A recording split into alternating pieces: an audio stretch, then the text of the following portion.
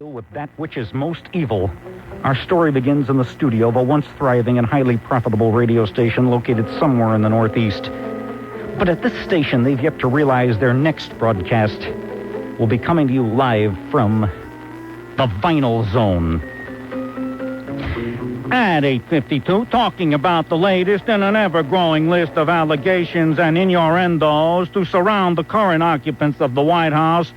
Here with me in the studio to explain it, a man who really needs no introduction, whose name is synonymous with so many things. The former governor, in light of some of the stories coming out of Washington and the hooly-pachoolies and the evidence now presenting itself, how can you justify defending the indefensible? What, you mean like you getting a free building from the city?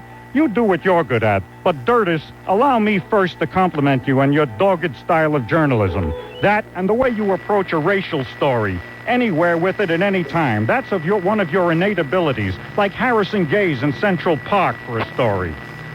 This has nothing to do with how or where I relieve myself, Governor. I'm concerned with the ever-growing scandals emasculating from within the hallowed halls of our nation's capital. For instance, Paula Jones. Tell me, Governor, how is it that Bill Clinton was able to obtain an insurance policy for sexual harassment? It's the law, Dirtus. They couldn't discriminate. Are you telling me the insurance company was obliged by law to insure Bill Clinton against sexual harassment complaints? It should be obvious even to an unlettered, loutish, slack-jawed yokel such as yourself. For instance, in lieu of the president's past, and I would submit his now infamous and highly publicized lurid telephone conversations with Jennifer Flowers and the Americans with Disabilities Act as evidence that Bill Clinton plainly suffers from a pre-existing condition. And Al Gore accepting money from that Far East religious group in California. Yeah, the only thing you're upset about is that you didn't get the money first. Well, Dirtus, when the vice president accepted cash contributions in the form of funds from the Buddhists out in California, I'm afraid he did violate the Whipple Rule. The Whipple Rule? An unwritten law designed to separate the powers of church and state. Simply put, you may accept money from almost any source. I know that, and usually I do. And when nobody's looking, you can shake down a rabbi or even roust the reverend. But please don't squeeze the shaman. Hold that thought, Governor, and when we return after this brief message, I'll have a few more questions. We'll be right back. He's got a nose for news and a face for radio. Quit your job and listen to Vinyl. This is Vinyl. Here's your chance. I won't bet you're wondering why it took me so long to appear in my own play. Here's your chance to earn some quick spending cash. Just listen to my show. What's that noise? I usually eat when I'm on the radio. I smack my lips, and my mucus gets in the way. Just listen to my show and call in with the exact time you hear me crack open another bottle of Pilot's Choice Gin. And don't forget to tune in this weekend when I'll be co-hosting and also accept the prestigious Sally Struthers Award at the... What was that? Sally Struthers. I don't know, I'm slurring a little bit. At the first annual Generic Starving Children's Film Festival, and my friend, I'll personally send you $2 to anyone in the tri-state area who'll admit to watching it. We're back. Okay, Governor, the environment. What is that? The environment.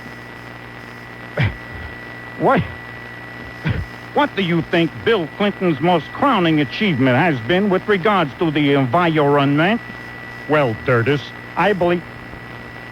Why do you keep calling me that? Why do you stress the pronunciation of my name? I don't know. I guess it fits, Dirtus.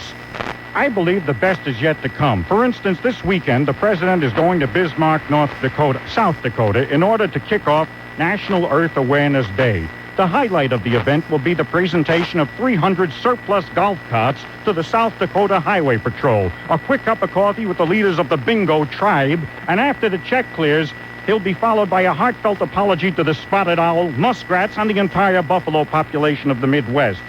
I wasn't aware that muskrats were an endangered species, Governor. Otherwise, I'd have recycled them and tried to cash in on them one by one. Please don't leave the muskrats in the recycling bin. I'll be taking it over next month. That's funny. I thought that recycling bin was official. I didn't know it belonged to you. No wonder you went crazy that time I took home the C-section with the Metro report. That is correct. but I wasn't aware, like I say, that the muskrats were an endangered species. Stop trying to ad-lib. Don't. Barry wrote the script and follow it. Not today, Dirtus, but back in the late 18th and early 19th century, their sweat glands were in great demand by hairstylists at the time. This, of course, was before the invention of blue hair tint, which was very popular fashion statement with the early settlers of the region we now call Miami Beach. That is fascinating. Well, more about that, Governor, right after this brief commercial announcement. But before we go, I'm a little short of cash, Governor. You wouldn't have to have $1.25 for the subway, would you? You idiot. Don't you understand the fare went up to $1.50?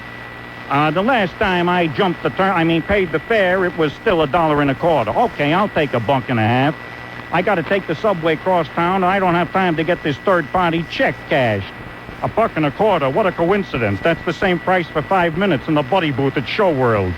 What do you know? One city, one fare. Never mind, we'll be back. No, we won't be back. I'm sick of inquiring of you.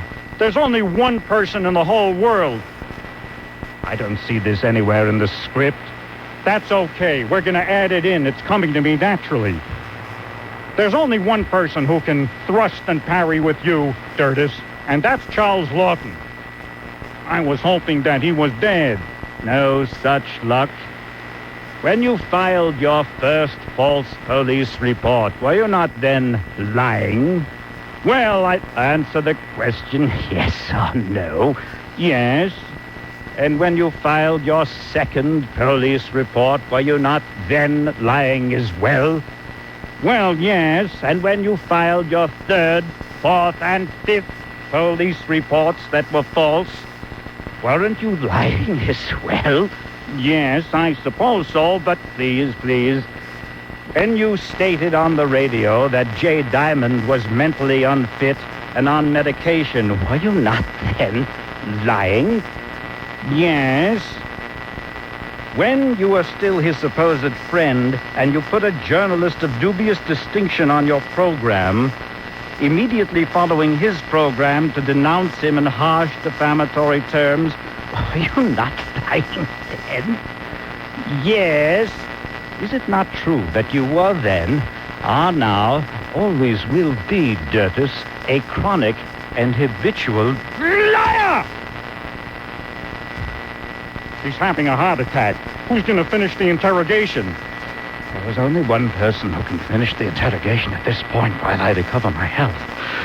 That person has never appeared in his own skits before, but will, right now, while I try to recuperate.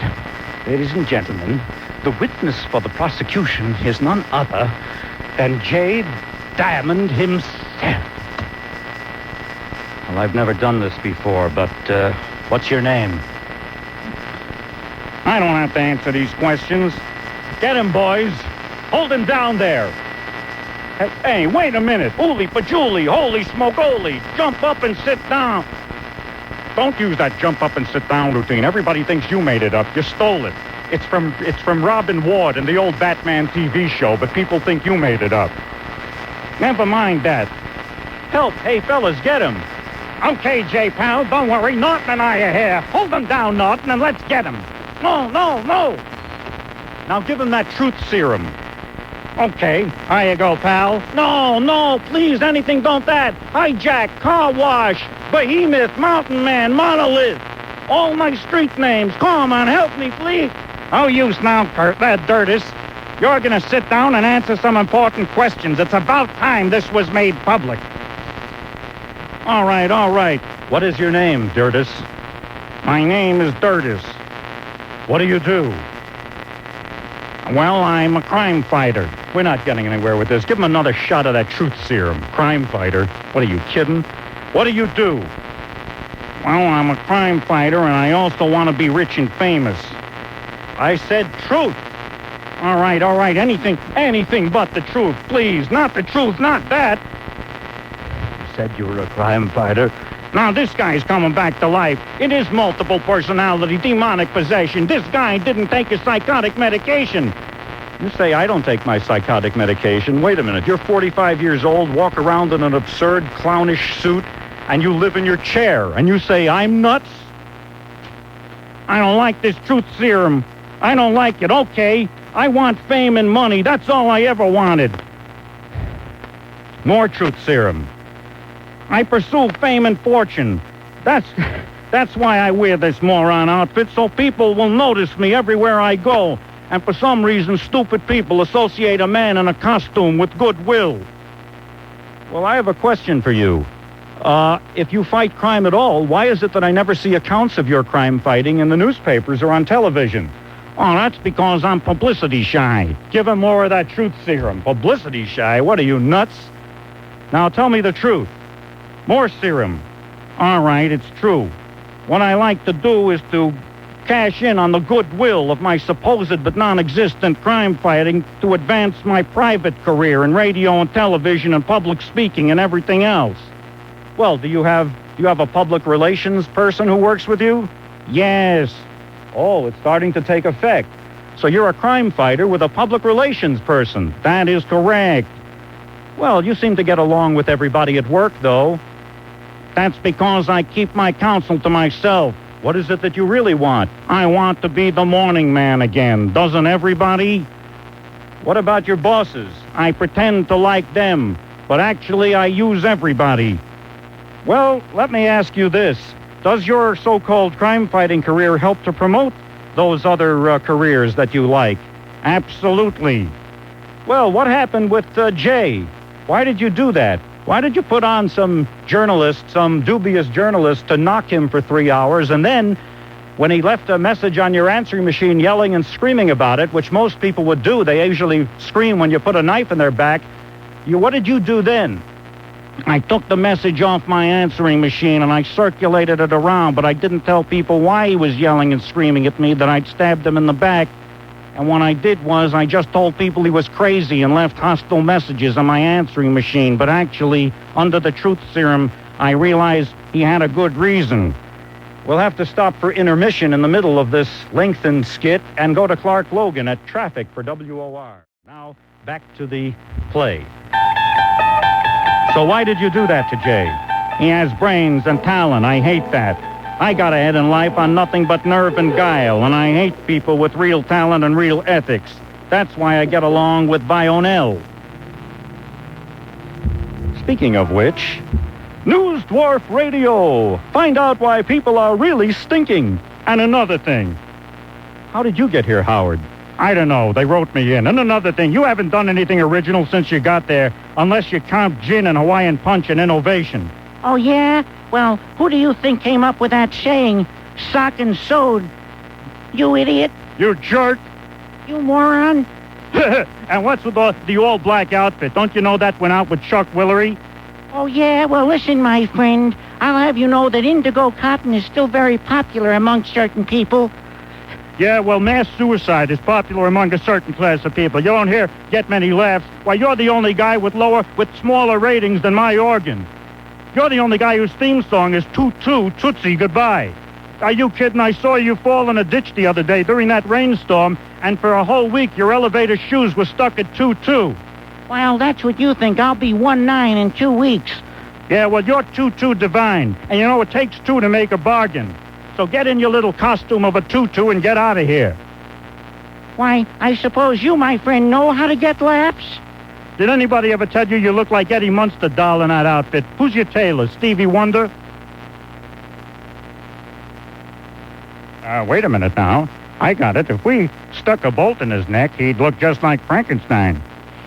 What are you doing, Bryce? Whose side are you on anyway? But it's true, Vinyl.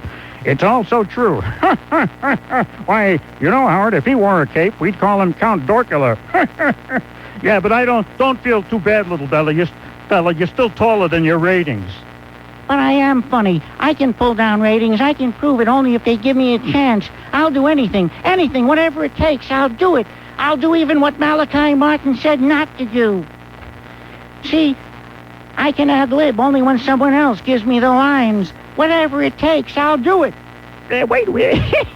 Did you say anything there, little fella? Who are you? Name's O'Toole, one of the little people from corporate. You said you'd be willing to do anything to keep your job? All I need is a chance, a little time, just until I establish a base following, my friend. Time? You say all you need is time. I've seen your actor, and believe me, it ain't about to improve with age, I tell you. You know, short and trite with a two-share's no way to go through life. But I do have something here that I'll keep you off the bread line if that's what you mind to do. If you think it would help, what do I have to do? All you got to do is wear these here mouse ears, see? Is that all I have to do, my friend? Just wear the mouse ears? That's right. Well, that and stop writing your own material anyway.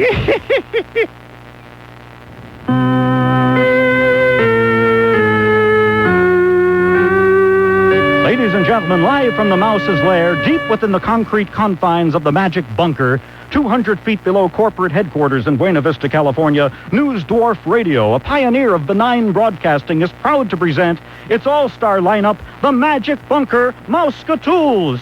Hey, Eddie. I'm Eddie. I'm Dirtus. I'm Peggy. Forget about it. Don't steal other guys' stuff. Forget about it. Vinyl. Right. I'm Jimmy Crickets. Gee, so... Live from the Magic Bunker, News Dwarf Radio, world leader of bland, non-controversial, inarticulate, and trite, cliché, hack-ridden broadcasting is on the air. And now, quit your job, trash a Catholic, sit back, relax, and listen to Vionel. Look out, I'm feeling kind of wacky, and I got my ears on, sitting here across from my new sycophant and sidekick, Tinkerbell. Hey, Tink, what you think? Huh? What'd you say, Tink? Hey, wait a minute. Hold it. Time out here. How do you people expect me to carry on a conversation with a fairy when I can't understand a word she's saying? I don't speak fairy. I'm fluent in ethereal views and esoterica, bon vivant and raconteur-like things. I even got my name on Charles Grodin's Rolodex. I'm sorry, my friend. I'm sorry. Really, by virtue of the fact I don't speak pixie. Excuse me. I might be able to offer some assistance. Perhaps I could translate. Do you speak fairy? Just don't be smart and ask the questions and stop babbling like an idiot. I'll interpret. Welcome aboard, Tink. How do you like the show so far? She says you're not exactly what she expected. The management told her she'd be working with a star. She said she doesn't work with anyone who pulls down less than a two-share. I don't blame her, neither would I, but that's just me. I do well. Is that so? Well, listen to me, you broken-down old fairy. I don't have to take this from you. Oh, yes, you do. You're going to insult her. When I get through with you, you'll be lucky if you get a job testing smoke detectors. I wouldn't talk too harshly to her if I were you. You know, fairies have magic powers, and this one is liable to do something you might not like. That little blinking light? What is a blinking light going to do to me? I don't know if you ever saw the director's cut of Peter Pan, but she does have quite a temper. Uh-oh. You're in trouble. You're in deep shale. She says that since you're already wearing the mouse ears, you might as well have the main course, whatever that means. But if you ask me, I think she's about to turn you into a mouse. Turn me into a mouse? How would anybody tell the difference? Well, go ahead, I dare you. She ain't got the nerve. Where did you go? Oh, you did? Well, then I guess I'll be going then. Besides, I don't think Barry had time to write us a segue back to the first scene. So let's just pretend he did and go back, okay? It's 8:56. Here in the studio with us today is the governor. Tell me, Governor, what was it like selling potato chips on national TV alongside the former governor of Texas, Ann Richards? For the record, I wasn't selling potato chips with Ann. I was merely... Wait a minute. What is the trouble? Did you hear that sound, Dirtus? It's a squeaking noise. What have you got, mice in the studio? I hear it too, Governor. It sounds like it's coming from inside the console. Wait a minute. I'll just lift the lid here and see. Help me.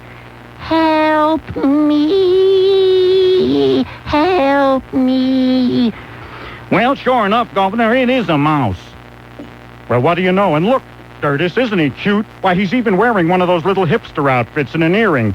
He looks kind of like that guy who works here. You know who I mean, the one with the two-share. Look, why don't you break for a commercial and take care of your rat problems? In the meantime, I've got to call Matilda and see if the jeweler showed up to fix the bathroom faucet. You should help him. You know all about rats. That is correct. All right, Governor. I'll just set out the trap and we'll see what we get. No, No, Dirters! No! Help me! Help me! Submitted for your approval. In the world of open dialogue and honest debate, there still remain the obstacles of zealotry and ignorance to overcome. Manifest in words, often shouted by those with nothing to say, or the well-practiced dogma of demagogues who wish not to enhance debate, but rather to stifle it. And from the practice of the latter, there is a lesson to be learned. While there are acceptable levels of impurity allowed in our frozen pizzas or breakfast food, it would be most unwise to knowingly permit its existence in contemporary discourse. So if one day a short, fat man with a cheap, blow-dried Eddie Munster haircut should approach you wearing mouse ears and a benign grin, be admonished. Remember the adage of Greeks bearing gifts, and be wary.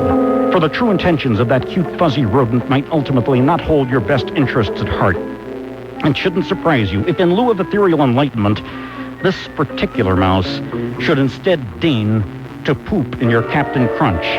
Help me! Help me!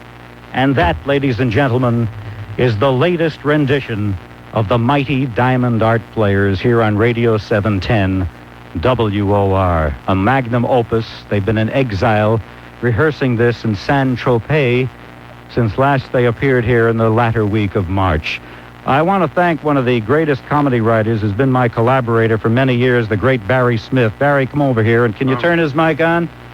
This man, of course, should be solicited by Saturday Night Live, everybody else. He's the world's greatest comedy writing talent. But just tell him one thing, in case some pain in the neck say, You know, he doesn't write any of it. Barry writes the whole thing. just tell him the truth. Don't I have a big part in the development of these scripts, sure. too? Yeah, we talk off and on all week long about it. All right. And then you throw a lot in there that's just not even on paper. But Barry has written with me for years and years and years, and Barry Smith is a brilliant genius. He's made those skits really jump off the page. I want to thank everybody here who helped me. There's always my great pal, Rob Barretts. You know, Rob, even though I'm only at OR occasionally, Rob and I have been colleagues for about 7 years. Every time I get fired, I end up working with Rob, but he's a great guy, and of course, I'll be back tomorrow for Friday on the Bob Grant Show, and I want to thank Elena Nicanther, who helped me with so many of the transcripts and everything else, and wonderful Margot Jordan and her lovely little daughter, Marquita. Someday, if I ever have a child with help, I'd want it to be just like that sweet child. But you know something? Part of it is... And I said yesterday my grandmother would cry if she could see how devoted you are to your daughter. And, of course, for inspiration, there's the great Mike Hayes. Just seeing Mike Hayes' face makes anybody feel like $1 million. So I'll tell you what. Think about everything you heard today. I hope you like the show. And tomorrow, I'll be back here on the Bob Grant Show on Radio 710 WOR, begging your indulgence once again. Until then, this is Jay Diamond here for Bob Grant, saying that Bob's influence counts, and that's why I'm privileged to be here on the Bob Grant Show on Radio 710 WOR. See you on the radio here tomorrow at 3 o'clock. Thanks for listening. Good night, and God bless. Bye, Adriana.